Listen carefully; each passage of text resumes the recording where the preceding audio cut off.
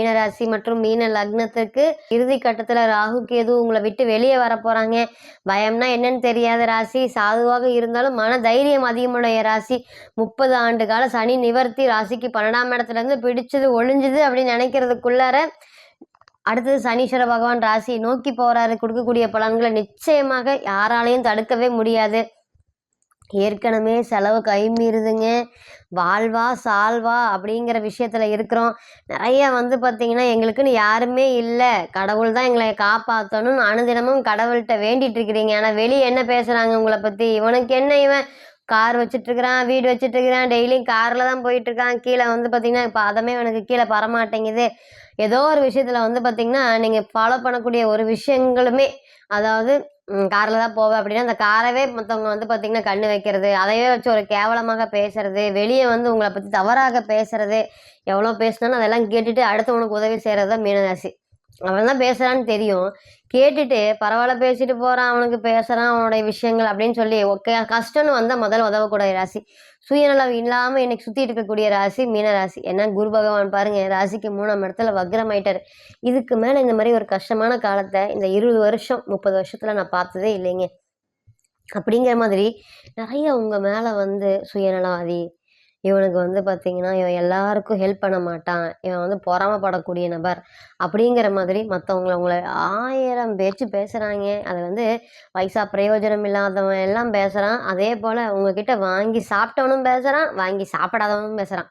2 பேரும் பேசுகிறாங்க. அதாவது சாப்பிடாதவன் எனக்கு பிரச்சனை இல்லைங்க, என் கூடயே உட்காந்துட்டு இருக்கிறானுங்க, சுற்றிட்டு இருக்கிறானுங்க, நான் என்னுடைய ஃபினான்ஷியலை பாதி அழிச்சவனுங்களே இவனுக்கு தாங்க. ஆனால் இன்றைக்கி இவனுங்கெல்லாம் பார்த்தீங்கன்னா ஒரு காரில் வரதா இருக்கட்டும், ஒரு வந்தாவாக இருக்கட்டும், அப்படியே லைஃப் ஸ்டைலே மாறிடுச்சு. ஆனால் இன்றைக்கி நான் அவங்கக்கிட்ட கை கட்டி நின்று வேலை செய்கிற மாதிரி, அவங்கக்கிட்ட சம்பளம் வாங்குற மாதிரி ஒரு சுச்சுவேஷன்லாம் எனக்கு வந்துடுச்சுங்க. பொதுவாக மீனத்தை பொறுத்தவரை இருக்கக்கூடிய இடத்துலேருந்து ஒரு டவுன்ஃபால் தாங்க. 2 பக்கம் 2 கடப்பாருங்க. ராசிக்கு 12ஆம் இடத்துல, அதே போல் பார்த்திங்கன்னா ராசியில் ராகு. இதே மாதிரி ஒரு 6 வருடத்துக்கு முன்னாடி சனீஸ்வர பகவான் சரி கேது பகவான் சேர்ந்து தனுசு அட்டாக் பண்ணாங்க. ஆனால் தனுசு பார்த்திங்கன்னா சனீஸ்வர பகவானுடைய விஷயங்கள் 2ஆம் இடம் வருமானங்கிறனால வருமானத்தில் அட்டாக் பண்ணியிருப்பாங்க. ஆனால் இதே அளவுக்கு மன உளைச்சல்களை கொடுத்தாங்க. ஆனால் மீனத்தை பொறுத்தவரை இன்றைக்கி அந்த அளவுக்கு சொல்ல முடியாத அளவுக்கு மன வலி, வேதனை, ஒன்றும் அதாவது எந்த ஒரு ஹெல்ப்புமே பண்ணாதவன்லாம் என்னை பற்றி பேசுகிறானுங்க, பணம் வாங்கி ஊரை விட்டு ஓடி போனவன்லாம் எனக்கு பதில் சொல்லிட்டு இருக்கான், எனக்கு புத்திமதி சொல்கிறானுங்க. அதாங்க எங்களால் தாங்க முடியல அப்படிங்கிற மாதிரி. பயப்படாத சனீஸ்வர பகவானை நினச்சி பயப்படாத ஆளே இல்லை. மற்றவங்க பயப்படுறாங்கன்னா நீங்கள் இன்னுமே ரொம்ப அதிகப்படுறீங்க. இதுலேருந்தெல்லாம் மாறுவோமா, இதுலேருந்தெல்லாம் மீண்டு வெளியே வருவோமா? நான் எவன் வீட்டுக்கும் சாப்பாட்டுக்கு போகிறது இல்லைங்க. எவ்வளோ பணம் இருந்தாலுமே நான் சிக்கனமாக சேமிப்பாதாங்க இருக்கேன். எனக்கு மட்டும் ஏங்க இப்படி நடக்குதுங்கிறது நீண்ட கால திருமண தடைங்க. பொதுவாக மீனத்தை பொறுத்தவரையும் இன்னைக்கு ராசியில் ராகு 7ல் கேது. இதுக்கு மேலே ஒரு பிரச்சனைகள் ஒரு முடிவு இருக்கா அப்படின்னு நிறையா யோசிக்காத காலங்கள் இல்லை. இருந்தாலுமே யாருமே எட்டி பிடிக்காத உயரத்தில் தான் இன்னைக்கு குரு பகவான் உங்களை வச்சுருக்காரு. பல வருட வாழ்க்கைகள் மாறப்போகுது. 7.5 சனியால் உங்களுக்கு எந்த ஒரு பாதிப்பும் வராது, எழுதி வச்சுக்கலாம். எப்போவுமே சந்திரன் மீது சனி போகும்போது என்னுடைய கர்மா மட்டும்தான் வெளிப்படையாகும். நிச்சயமாக அந்த கர்மா வெளிப்படையாகும் போது உங்களோட ராசிக்கு 2ஆம் அதிபதியான முருகப்பெருமானை பார்த்தீங்கன்னா வழிபாடு பண்ணுவதன் மூலியமாக அவர் பாதம் வணங்கி என்ன 7.5 சனி இருந்தாலுமே எதுவுமே அசைக்க முடியுமா அப்படின்னு கேட்டிங்கன்னா முடியாது. நீங்கள் மனதளவில் ரொம்ப தைரியமாக, ஏன்னு கேட்டிங்கன்னா ஏன் இவ்வளோ தைரியமாக சொல்கிறேன்னா, குரு பகவான் அதுக்குள்ளார பயிற்சி அடைஞ்சு 4ஆம் வீட்டுக்கு போயிடுவார். அப்போ 4ஆம் வீட்டுக்கு போயிட்டாருன்னா உங்களுடைய ராசிக்கு தொழில் ஸ்தானத்தை நல்லா சமசப்தமாக பார்ப்பார். தன்னுடைய 7ஆம் பார்வை எப்போவுமே ஸ்ட்ராங்கான பார்வை. அப்போ 4ஆம் இடத்துக்கு போயிட்டு அங்கிருந்து தன்னுடைய பார்வைகளால் 10ஆம் இடமான தொழில் ஸ்தானத்தை பார்ப்பார். அப்போ நம்முடைய வாழ்க்கை மாறப்போகுது அப்படிங்கிற ஒரு ஹோப்பை கொடுப்பாரு. நிச்சயமாக அவர் பாதம் வணங்கி ஓம் சனீஸ்வர பகவானே போற்றி போற்றின்னு சொல்லி இந்த பெயர்ச்சி பலன்கள் ராகு கேது மற்றும் இறுதி கட்டத்தோடது. அதே போல் சனீஸ்வர பகவானுடைய ஏறுமுக சனியான ராசிக்கிலேயே சனீஸ்வர பகவான் வரனால ஜென்மாஷ்டம சனி என்ன மாதிரியான பலன்களை கொடுக்க போகுது, இது நல்லதாக இருக்கட்டும் இல்லை கெடுதலாக இருக்கட்டும், சனீஸ்வர பகவான் ஹீரோவாக செயல்படுவார், லாபாதிபதியாக இருக்காரு, அதே போல் விரையாதிபதியாக இருக்காரு, வாழ்க்கை தரத்தை உயர்த்துவாரா? நீங்கள் சொல்கிறதுல 100% பார்த்திங்கன்னா உண்மை இருக்குது. இனி சொல்லக்கூடிய பலன்களில் 1% நடந்தால் கூட நான் ரொம்ப சந்தோஷமாக மகிழ்ச்சியோடு இருப்பேன் அப்படிங்கிறது நீங்கள் கேட்குறது எனக்கு நிச்சயமாக கேட்குது. இனி வரக்கூடிய காலங்கள் எப்படி இருக்க போகுது, என்ன மாதிரியான விஷயங்களை நீங்க சந்திக்க போறீங்க? முதல் தர யோகம் அப்படிங்கிறது ராசியிலேயே சனீஸ்வர பகவான் வரும்போது, வேலையில வந்து பார்த்தீங்கன்னா, பிடிக்காத ஒரு சூழ்நிலைகள், கஷ்டத்தை மட்டுமே அனுபவிச்சுட்டு வேலை செஞ்சுட்டு இருக்கிற மாதிரி ஒரு சிச்சுவேஷன். அடிமட்டத்துல உயரத்துல இருக்கவன் எல்லாமே மேல வந்துட்டானுங்க. நான் மட்டும் இன்னும் அதே இடத்துல சாப்பாட்டுக்கு கஷ்டம், ஜீவனத்துக்கு கஷ்டம் அப்படின்னு புலம்பக்கூடிய சூழ்நிலைகள் தான் இருக்குது. இத்தன நாளா அடுத்தவனுக்கே வாழ்ந்துட்டேன். அதுதான் எனக்கு வந்து மனசு வருத்தமா இருக்கு. இன்னைக்கு எனக்காக வாழணும்னு நினைக்கும்போது, நான் இன்னொருத்தர டிபெண்ட் பண்ணி இருக்கிற மாதிரி, இன்னொருத்தருடைய பொருளாதார உதவிகள் எனக்கு தேவைப்படுற மாதிரி ஒரு சிச்சுவேஷன்லாம் குடுக்குது, அப்படின்னு நினைச்சு வருத்தப்பட்டுட்டு இருந்த உங்களுக்கு, இனி வரக்கூடிய காலங்கள் குரு பகவானுடைய அருளால யாரையும் டிபெண்ட் பண்ணி இருக்க வேண்டியது தொழில் ஜம்முன்னு ஓடப்போதுங்க.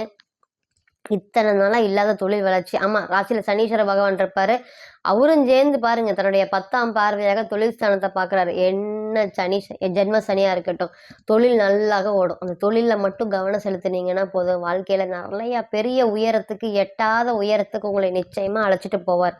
அதுல எந்த ஒரு மாற்றமும் இல்ல. நல்லா பார்த்தீங்கன்னா, 7 சனி காலத்துல நிறைய பேர் தொழில் தொடங்கி ஜெயிச்சிருப்பாங்க. திருமணம் பண்ணியிருப்பாங்க. புதிய வீடு கட்டியிருப்பாங்க. அடுத்தடுத்து 2 1/2 வருஷத்துல ஒரு பெரிய அளவுக்கு வளர்ச்சி ஒருத்தருக்கு வருதுன்னா, அது 7 சனி காலம் மட்டும் இல்லைங்க. தசா புத்தியோடைய அடிப்படை அந்தரத்தையும் பொறுத்து இருக்கா அப்படின்னு கேட்டிங்கன்னா, மாற்றம் இருக்கான்னு கேட்டிங்கன்னா இருக்கு. ஆனா, இன்னைக்கு 2 கிரகத்தோடைய பார்வை தொழில் ஸ்தானத்துல விழுகிறதுனால, தொழில் தொழில் தொழில்னு ஓடுனீங்கன்னா, 100% வந்து பார்த்தீங்கன்னா, உங்களுக்கு வெற்றி வாய்ப்பை ஏற்படுத்தி குடுக்கக்கூடிய காலங்களாக இருக்கும். 2வது தர யோகம் என்னன்னு கேட்டிங்கன்னா, 7ஆம் இடத்திலேயே சனீஸ்வர பகவான் பிறந்த கால ஜாதகத்துல இருக்கக்கூடிய நபர்கள் அனைவருக்குமே இந்த நேரம் திருமணம் ஆகல, தொழில் நஷ்டம், சொந்த பந்தங்கள் இல்லை, சண்டை சச்சரவு, யாரும் புரிஞ்சுக்கல, நல்ல வரன் வரல, இதெல்லாமே நீங்க ஏங்கிட்டு இருக்கீங்க. இதுதான் உங்களுடைய வாழ்க்கையோடைய அடிப்படை ஆதாரம் நினைச்சு நீங்க ஏங்கிட்டு இருக்கக்கூடிய நபர்களுக்கு அனைவருக்குமே திருமணம் சம்பந்தப்பட்ட விஷயங்கள். ஏன்னா கேது பகவான் பாருங்க, இந்த பயிற்சி முடியும் போது ராசிக்கு 6ஆம் இடத்துல போயிடுவார். அப்ப திருமணம் சம்பந்தப்பட்ட விஷயங்கள் அனைத்துமே ஒரு நல்ல வழியில வந்து ஒரு திருமணம் நடக்குமா? அது என்னங்க நல்ல வழியில? நீங்க எதிர்பார்த்த மாரி, இத்தன நாளா எதிர்பார்த்த மாதிரி வரன் வரமாட்டேங்குதுங்க. படிச்சிருக்கு கேட்குறாங்க, அல்லது படிப்புல, அல்லது பொருளாதாரத்துல நல்ல சூழ்நிலையில இருக்கணுங்கிறாங்க. நல்ல சூழ்நிலைகள் இல்ல. இந்த மாரி கல்யாணத்துல வாழ்க்கையில செட்டில் ஆயிரணும்னு நினைக்கிறாங்க. திருப்பியும் எங்களுக்கு திருமணத்துல வந்து பார்த்தீங்கன்னா, ப்ராப்ளம் வரக்கூடாது அப்படிங்கிற ரொம்ப தெளிவா இருந்தனால, நாங்க நல்ல வரன் பார்த்துட்டு இருக்கோம் அப்படின்னு சொல்லக்கூடிய நபர்கள் அனைவருக்குமே இனி வரக்கூடிய காலங்கள் யாரும் சார்ந்து இருக்க வேண்டியது இல்லாம, திருமணம் சம்மந்தப்பட்ட விஷயங்கள் எல்லாமே நின்னு போன திருமணங்களும் சரி, பார்த்துட்டு வேண்டான்னு சொல்லக்கூடிய திருமணங்களும் சரி, இந்த காலத்துல திரும்பி நடக்கிறதுக்கு வாய்ப்புகள் இருக்கா அப்படின்னு கேட்டிங்கன்னா இருக்கு. வாழ்க்கையில செட்டில் ஆகுறதுக்கு நம்ம நினைச்சு எதுக்கு பயப்படணும்? எனக்கு எதுவுமே இல்ல, நான் யாரையுமே ஏமாத்தவே இல்ல, கெடுதல் நினைக்கவே இல்ல அப்படின்னு சொல்றவங்க எல்லாத்துக்குமே சனீஸ்வர பகவான் செல்லப்பிள்ளை. உங்களோட ராசிய பொறுத்தவரையும் அவர் வந்து பார்த்தீங்கன்னா, 11ஆம் அதிபதின்னு சொல்லக்கூடிய லாபஸ்தானாதிபதியா வராரு. அப்ப லாபஸ்தானாதிபதி ராசியில வர்றதுனால, இந்த நேரம் வாழ்க்கைக்கு தேவையான அடிப்படை, ஆதாரம், அறிவு, அதேபோல திருமண வாழ்க்கையில பிரச்சனைகள் என்ன சொன்னாலும் யாருமே புரிஞ்சுக்க மாட்டேங்கிறாங்க.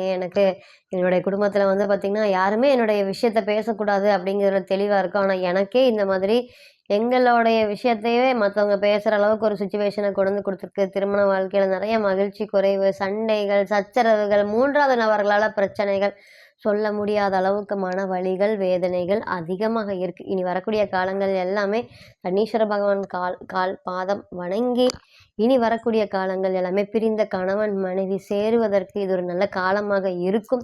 நீங்க வந்து பார்த்தீங்கன்னா, சனீஸ்வர பகவான் நினைச்சு பயப்பட தேவையில்ல. எந்த இடத்துல இருக்கீங்களோ, நீங்க வேலை செய்ற இடத்துல இருந்தாலும் சரி, தொழில் செய்ற இடத்துல இருந்தாலும் சரி, 2 தீபத்த ஏத்தி வச்சுட்டு, சனீஸ்வர பகவானே நான் யாருக்கும் எந்த கெடுதலும் பண்ணல. நீங்க தான் என்னைய பார்த்துக்கணும். என்னை வந்து கஷ்டப்படுத்துறான், என்னை வந்து அவமானப்படுத்துறவன் முன்னாடி, அவன் முன்னாடி ஜம்முன்னு வாழ்ந்து காக்கக்கூடிய ஒரு சூழ்நிலைய ஏற்படுத்தி குடுங்க. வாழ்க்கையில எனக்கு எதுவுமே தேவையில்ல. நான் 0 ஆயி ஓடிட்டு இருக்கேன். உங்களுக்கு தெரியும் நான் எந்த அளவுக்கு நான் மாறியிருக்கேன் அப்படிங்கிறது. நிச்சயமா இனி வரக்கூடிய காலங்கள்ல நீங்க நீங்க நீங்க வழிபாடு பண்றது அவருக்கு நிச்சயமா கேக்குதா அப்படின்னு கேட்டீங்கன்னா, கேக்கும். எங்க வேணாலும் கோயிலுக்கு போகணுங்கிற அவசியம் இல்ல. இருந்த இடத்திலேயே வழிபாடு பண்ணுவதன் மூலியமாக அடுத்த கட்ட வளர்ச்சியை நோக்கி உங்களை கொண்டு போவர தவிர, ஒருபோதும் வீழ்ச்சியை நோக்கி கொண்டு போக மாட்டார்.